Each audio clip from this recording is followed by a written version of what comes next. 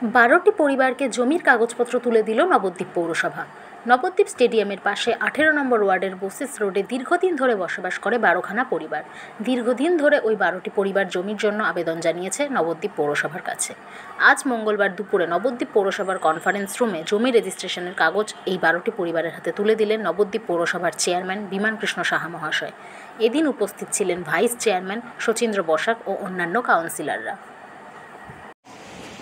পৌরসভা আমাদের মাননীয় বিধায়ক পুণ্ডরীকাক্ষ সাহার নেতৃত্বে পৌরসভায় আমরা মানুষের আশীর্বাদ পাই।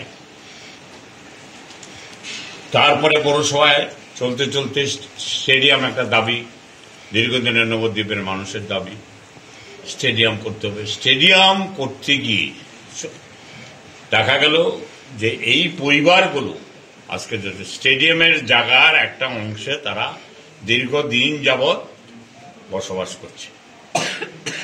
তাদের একটা দাবি ছিল যে আমরা কোথায় যাব।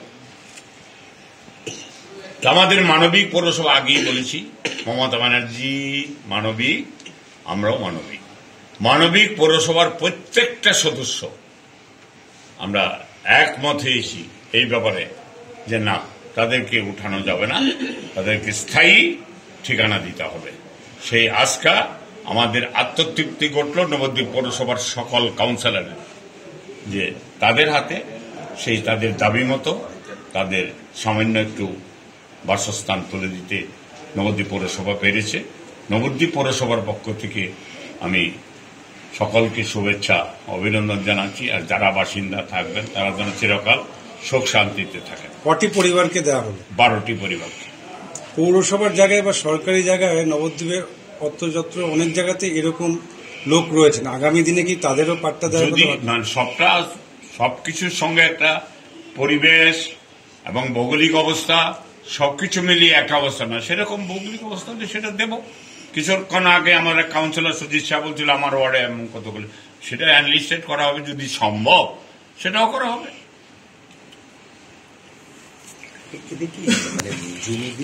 আজকে আপনারা জমির পাট্টা পেলেন, ওই যে অঞ্চলে পেলেন সেটা কোন জায়গা? বিশ্বাস স্টেডিয়াম সংলগ্ন জায়গা। ওখানে আপনারা কতদিন ধরে বসবাস করছেন? 45 বছর ধরে, 35-40 বছর ধরে। আচ্ছা, আজ এই যে পেলেন, আজকে নিজস্ব অধিকার হলো, কেমন লাগছে? আচ্ছা, আপনার স্বামী মারা গেছেন কদিন হলো? স্বামী মারা গেছে, রেজিস্ট্রি হলো বুধবারে, আর শনিবারে মারা গেছে। শুনেও যেতে পারবেন, মানে রেজিস্ট্রি খবরটা পেয়েছেন উনি, বুধবারে রেজিস্ট্রি হয়েছে, শনিবারে মারা গেছে, তার আগের শনিবার। আচ্ছা, বুধবারে রেজিস্ট্রিটা হলো রেজিস্ট্রি অফিসে। আমি স্যারকে বললাম যে ওর অবস্থা খারাপ, মাঝে বৃহস্পতিবার, শুক্রবার, শনিবারে মারা গেছে। তার মানে রেজিস্ট্রির খবরটা উনি পেয়েছেন, হাতে নেওয়াটা দেখে যেতে পারলেন। আপনার স্বামীর নাম কি? শঙ্কর দাস। কি করতেন উনি? রিক্সা চালাতেন। আজকে দেখে যেতে পারলে কতটা ভালো লাগবে? সে দেখে যেতে পারলে আমি খুশি হতাম, সেও খুশি হতো। আপনার নাম কি? দীপালি দাস। বাড়িতে আর কে কে আছে? বাড়িতে 2 ছেলে, আর বড় ছেলে বিয়ে করেছে, তার 1 ছেলে মেয়ে, আর আমি। থেকে জমি রেজিস্ট্রি করে দিয়ে হলো, আপনার কতটা ভালো লাগবে? আমার তো ভালো লাগবেই। 12টা পরিবার, দুস্থ পরিবার, বহুত দিন থেকে এখানে বসবাস করছিল, যাদের কোনো স্থায়ী ঠিকানা ছিল। কিন্তু আমাদের যে মানবিক পৌরপতি, এটা আমরা সেই দাবিটা রাখার পর উনি বলেছিলেন না, আমি কাউকে উচ্ছেদ করব না, আমি তাদের পুনর্বাসন দেব। সেই মতো বহুদিন আগে থেকে এটা হয়েছে, কিন্তু নানান কারণে হয়ে উঠছিল না। এদের নানা কারণে চেয়ারম্যান সাহেব বহুদিন বলেছিল রেজিস্ট্রি করে নিয়ে নিতে, তার আজকে শেষ কাজটা সম্পন্ন হল। আপনার নাম? আশিস চক্রবর্তী। কত নম্বর ওয়ার্ড? 18 নম্বর ওয়ার্ড। আপনি কাউন্সিল।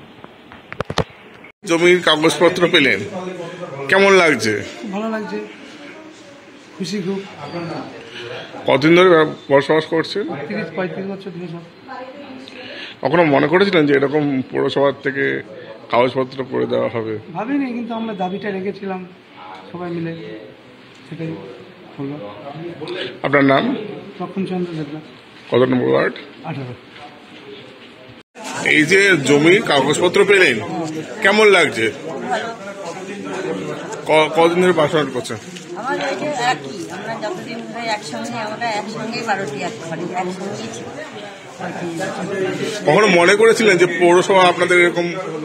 এখন আমরা থাকতে থাকতে দীর্ঘদিন ধরে তখন ওনার কাছে আমরা এসে অনুরোধ করেছি যে আমাদের এই জায়গাটা থেকে আমাদের উচ্ছেদ করবেন না, আমরা গরিব মানুষ কোথায় থাকবো। তখন উনি আমাদের এই ধারণা ধরে আমাদের এটি দান করেছেন। আপনার নাম? মমতা দেবী, কত নম্বর ওয়ার্ড? 18 নম্বর। এই যে কাগজপত্র পেলেন, কেমন লাগছে? ভালো লাগছে। কদিন ধরে বাসবাস করছেন ওখানে? আমি 30 বছর ধরে বাস করছি। না আপনার নাম? বিভাষা। কেমন লাগছে? কদিন ধরে বসবাস করছেন ওখানে? আপনার নাম?